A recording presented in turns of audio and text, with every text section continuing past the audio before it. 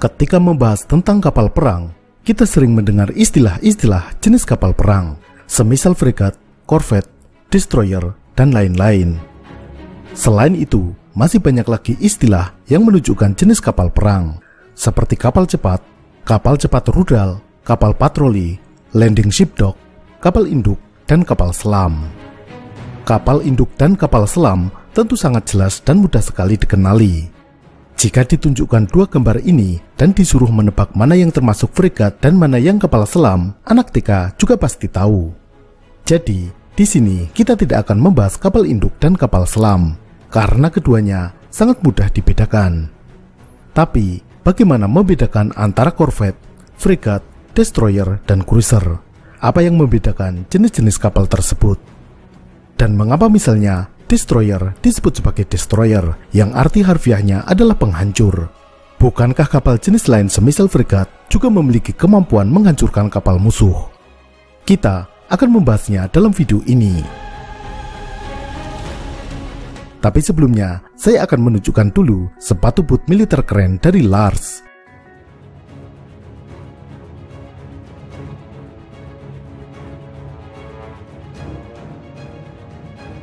Ini adalah Lars Alpha.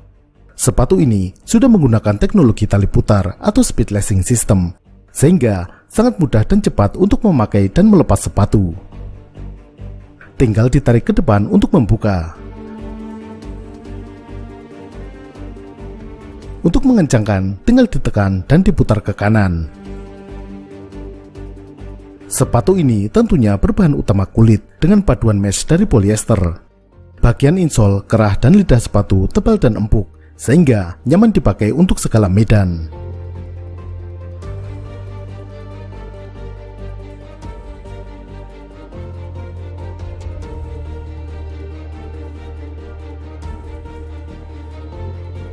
Lars Alpha ini memiliki fitur berupa dua lubang drainase. Ini berguna jika sepatu terendam dan kemasukan air, maka air bisa langsung dibuang melalui lubang ini, tidak menggenang di dalam sepatu. Sol sepatu ini sangat kuat dan didesain mencengkram erat di segala permukaan, bahkan bisa untuk memanjat pohon. Sol yang kuat dan tebal mampu melindungi kaki dari berbagai bahaya, paku, duri, atau bahkan pecahan kaca yang tajam.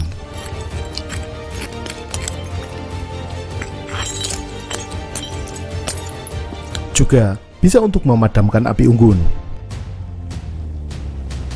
Ya, meskipun sebenarnya bukan itu peruntukannya, tapi ini membuktikan sepatu ini memberikan perlindungan maksimal pada kaki. Langsung saja kunjungi website resmi lars.id untuk mendapatkan sepatu yang keren ini. Jangan lupa gunakan kode voucher LIGMA untuk mendapatkan potongan harga.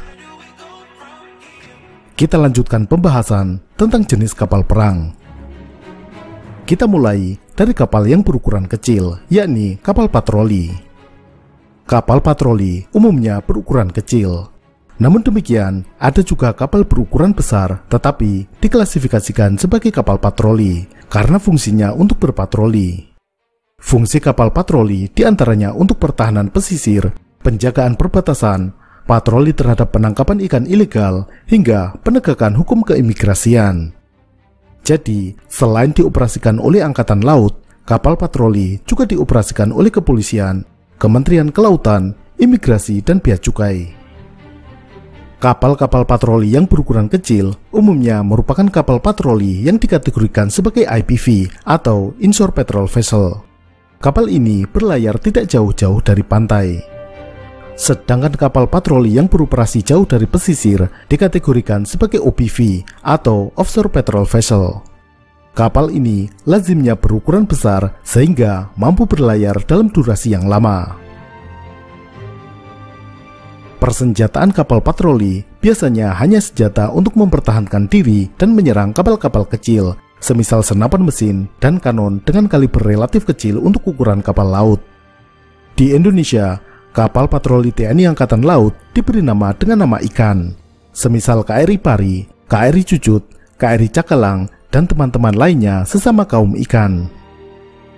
Berikutnya adalah kapal cepat atau Fast Attack Craft. Kapal ini merupakan kapal perang yang berukuran relatif kecil, lincah, dan cepat. Kecepatannya berkisar antara 25 hingga 50 knot atau antara 46 hingga 93 km per jam. Karena berukuran relatif kecil berkisar antara 50 hingga 800 ton, kapal ini umumnya beroperasi tidak jauh dari pantai atau daratan. Ini karena ukurannya yang relatif kecil, bahan bakar dan logistik yang dibawanya tidak memungkinkan berlayar terlalu jauh. Persenjataan kapal cepat bisa berupa meriam, torpedo, ataupun rudal anti kapal. Jika dipersenjatai dengan rudal anti kapal, maka disebut sebagai kapal cepat rudal atau KCR. Keunggulan KCR dibandingkan kapal perang yang lebih besar adalah harganya atau biaya pembuatannya jauh lebih murah. Dengan demikian, dengan budget yang sama, bisa mendapatkan kapal cepat rudal dalam jumlah lebih banyak. Kapal cepat yang dipersenjatai rudal anti kapal, meskipun berukuran lebih kecil, tetapi tetap memiliki peluang untuk bisa menghancurkan kapal perang yang lebih besar. Namun kelemahannya, dia tidak bisa beroperasi terlalu jauh ke tengah laut, dan lemah dari segi kemampuan mempertahankan diri dari serangan udara atau serangan rudal. Selanjutnya, korvet. Korvet merupakan kapal perang yang berukuran relatif kecil.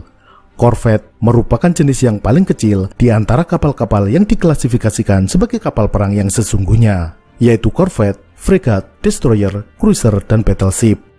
Jadi, kapal-kapal yang disebutkan tadi, yakni kapal patroli dan kapal cepat rudal, belum dianggap benar-benar kapal perang. Korvet modern umumnya berbobot antara 500 hingga 3000 ton, dengan panjang berkisar antara 55 meter hingga 128 meter. Persenjataannya meliputi meriam, torpedo, rudal anti kapal, rudal anti pesawat, dan lain-lain. Kapal Angkatan Laut Indonesia yang diklasifikasikan sebagai korvet diantaranya KRI kelas Diponegoro, KRI kelas Bung Tomo, KRI kelas Fathahilah, dan KRI kelas Patimura. Di atas korvet adalah fregat.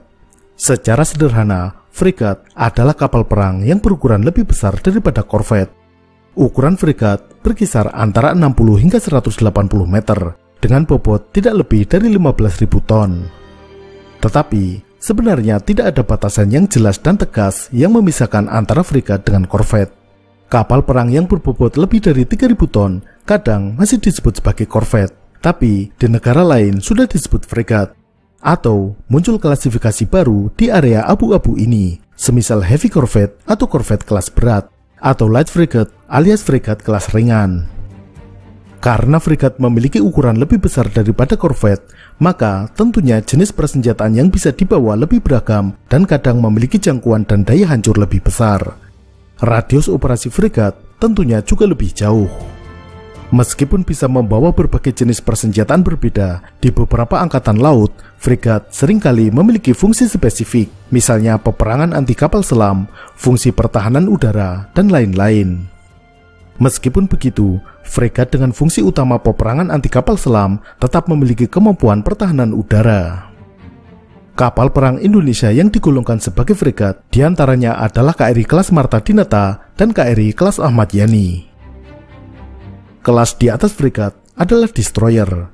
Destroyer berukuran panjang antara 60 hingga 180 meter dengan bobot antara 2.000 hingga 13.000 ton.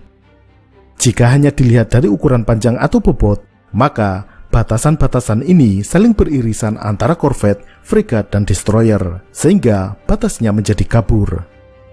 Kadangkala, penggolongan kapal perang oleh suatu negara erat kaitannya dengan alasan politis. Misalnya, kapal sebenarnya bisa digolongkan sebagai destroyer, namun untuk menghindari ketegangan dan perlombaan senjata dengan negara tetangga, kapal tersebut kemudian diklasifikasikan sebagai heavy frigate atau fregat kelas berat. Pembedaan destroyer dengan fregat yang lebih penting daripada ukuran fisiknya adalah kelengkapan persenjataan dan jangkauan operasional. Destroyer dilengkapi dengan persenjataan yang jauh lebih lengkap dan beragam daripada fregat. Selain meriam dan rudal anti kapal, destroyer juga membawa rudal anti pesawat jarak jauh, torpedo anti kapal selam, serta rudal jelajah atau rudal balistik. Sehingga, destroyer memiliki kemampuan menghancurkan sasaran darat yang berada jauh dari pantai. Dengan kemampuan menghancurkan beragam target baik kapal permukaan, kapal selam, pesawat terbang, dan sasaran darat menjadi alasan kapal ini disebut sebagai destroyer. Karena kelengkapan persenjataannya, destroyer juga sering difungsikan sebagai escort atau mengawal armada kapal yang jauh lebih besar, semisal battle group kapal induk.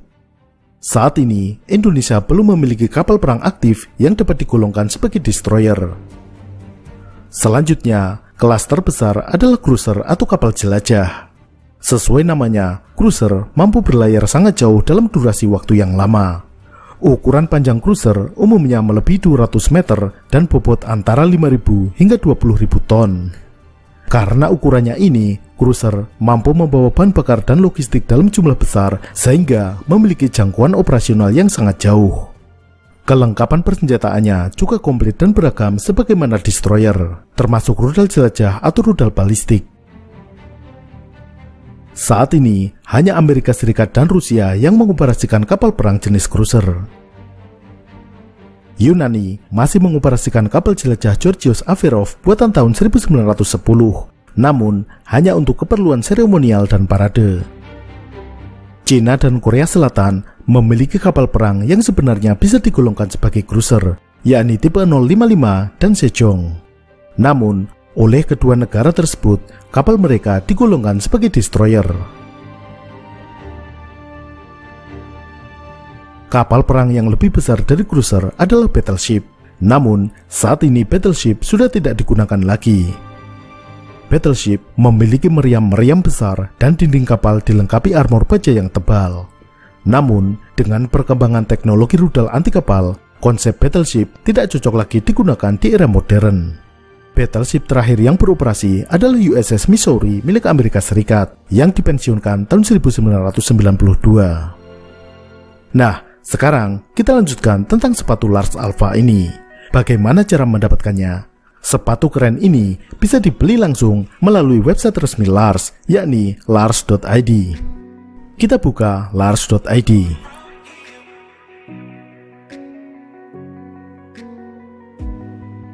Kita bisa klik bagian belanja atau shop now. Kemudian kita klik jenis sepatu yang kita inginkan. Ini contohnya adalah Lars Alpha. Harganya Rp1.799.000. Kita klik buy now atau beli sekarang. Lalu pilih nomor sepatu yang sesuai ukuran kaki kita. Kemudian klik beli atau buy.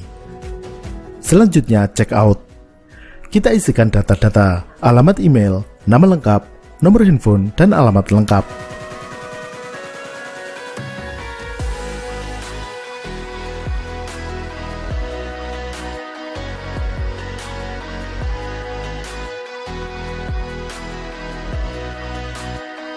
Selanjutnya, kita bisa memilih jasa pengiriman. Maka, akan muncul harga total yang sudah termasuk ongkos kirim. Gunakan kode LYGMA LYGMA untuk mendapatkan potongan harga. Lalu, kita klik buy. Kita tinggal transfer ke nomor rekening yang ada dan menunggu paman pengantar paket datang ke rumah kita. Nah, itulah perbedaan dari jenis-jenis klasifikasi kapal perang. Sampai jumpa.